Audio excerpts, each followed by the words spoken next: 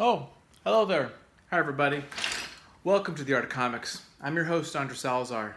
I just finished reading Walking Dead. We're going to talk about it. I'm not going to go down. We're not going to do a deep dive. We're not going to look at the art because it's not needed. Um, Charlie Allard's been doing this since issue 7. So let's just talk about the book. I've been reading Walking Dead since day one, since the first trade came out. I love Tony Moore's work. I was loving it. I was like, okay, this is fun. This is like a whole new thing at the time. That was, I don't know how many, 14 years ago? I don't know what. Issue 7 came on, second trade, and now this guy Charlie's drawn it. I'm like, who is this? What's going on? This is not the same as Tony. But he grew on me and grew and grew and grew. And I just finished the whole freaking series. I just finished it last night. I wanted to kind of give me a couple hours to ruminate, marinate the story, and talk about The Walking Dead. I think it's definitely a worthy discussion for this channel because we're talking about a book that has, it's a comic book. It's made by two guys. 3, 4, 5, including a letterer and editor and such. But a small team. And it has spawned hundreds of jobs in all kinds of media. TV, movie, novels, video games, merchandise, t-shirts, blah, blah, blah. It's created, Skybound came out, all these things. Publishing. Because of this damn book, because of this story. So I'm not going to go into the merits of the movie or the TV shows, and I'm not going to go down into all that hole, okay? Because I'm talking about comic books. This channel is the art of comic books. Every now and then I go and talk about movies, but this is about the comics. So I want to talk about Walking Dead comics. This is a book up there with Jimmy Corrigan, From Hell, Mouse, that I give to people. I'm not saying it's good as Mouse or From Hell. I'm not saying that. But I'm saying this is one of the books that I give to people. Because I'm like, hey, you want to know about comic books? This is a good comic book.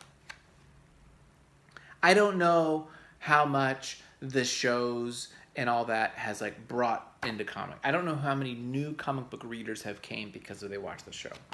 I'm not about to make that, I don't know. I would be doubtful if many. But I'll say this. The damn book is good. It is good. It's one of those books that I always get, I always read, and what I usually do, because they're quick reads, I usually will read the trade before it right before. So I'm always, if I get trade 4, I reread 3, and then I read 4. If I get trade 27, I read 26, and reread 26, and then 27. And so this time, yesterday, I reread 30, 31, and 32. So I read them all in one day. I was like, screw it, I'm going to read it. It doesn't take that long because, again, they're kind of quick reads. What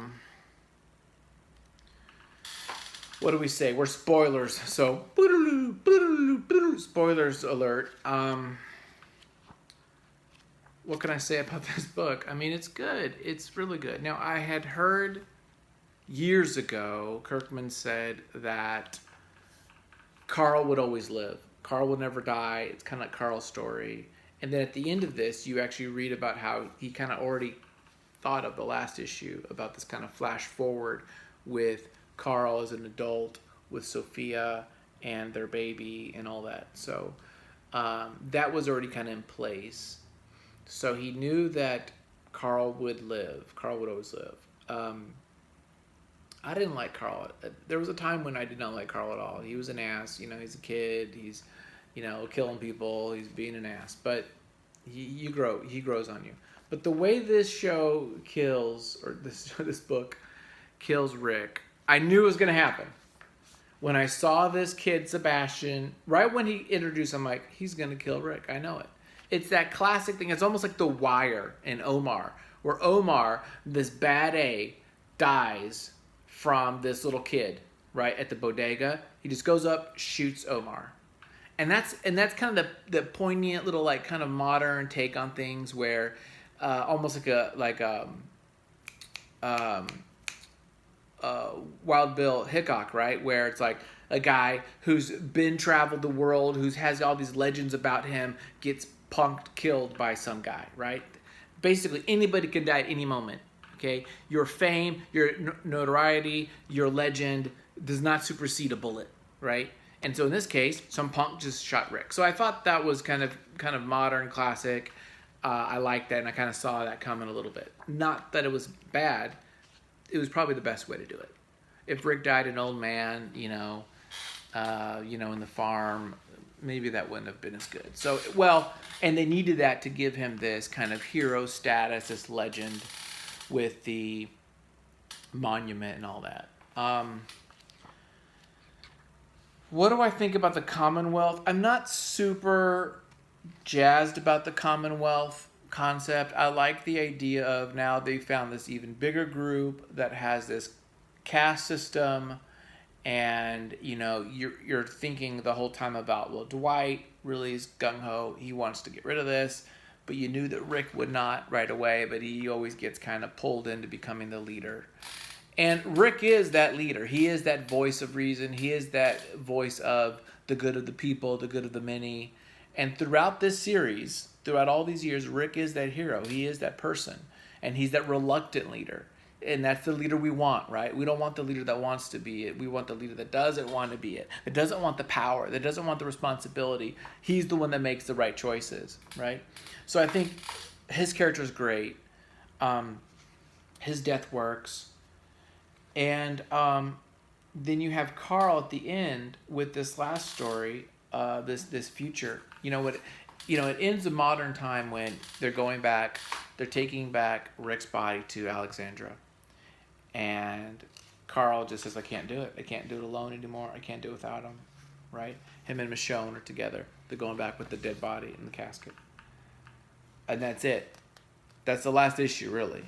And then we jump forward to this very last issue, kind of an epilogue, where now we have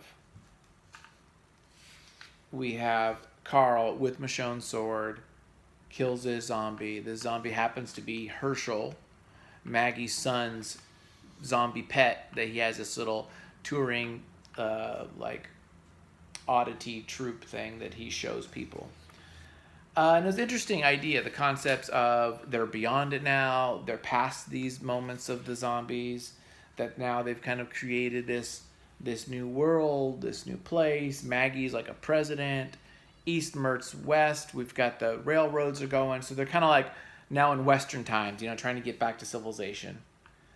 And try to find their place with a new world.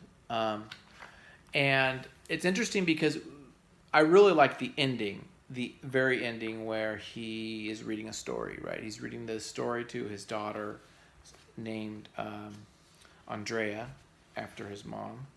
Well, his mom's Lori, but adopted mom. And he just, he goes through and he talks about, and this looks like Negan there. I think that is Negan. Talking about how the dead came alive.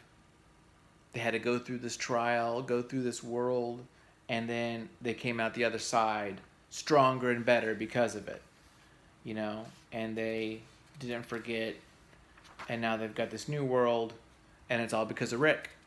And he reads it, and I do love him rereading it to his daughter, and as a guy with kids and knows how that goes.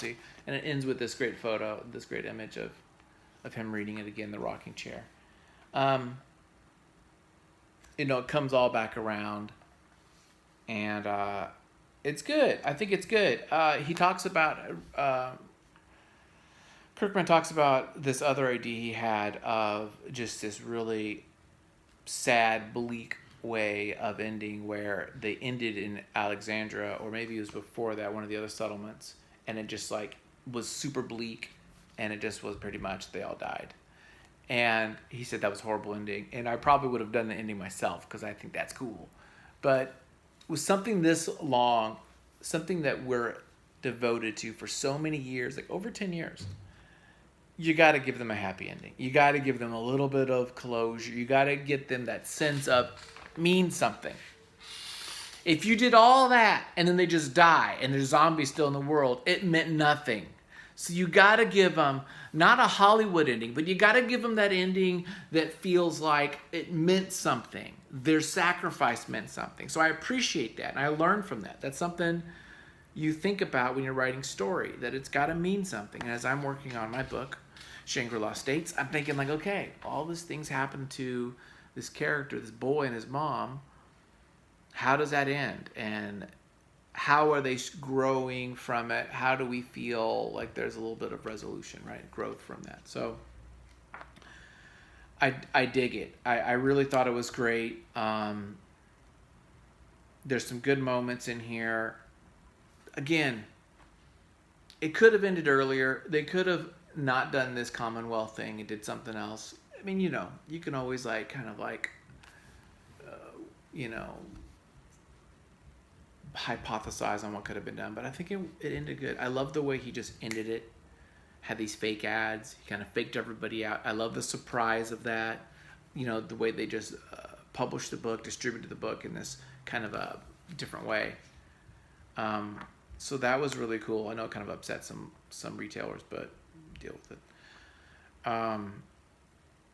Don't care for Princess much. But anyway, that's just a little... I'm not going to nitpick these little things. Yeah, that's it. I just wanted to say Walking Dead is great. I loved it. I'm kind of sad I'm not going to read it anymore. It's one of those things I always read every month. Great work, great book. Vastly superior than the show. I'm going to just straight up say that. And it's always about the people. And that's what was great about it, was the people. And sometimes it might come off a little preachy or whatever, but I think it's good. And I think I probably wouldn't mind rereading it all. Hey, why don't you comment? Let me know. If you want me to go back through all of them, I'll freaking do a video of each one. We'll just go through and do like a little reading party. Let me know. Love this series. The ending was good. Just wanted to pop in and say that. So have a great week. Be safe out there. Be careful. And keep making comics.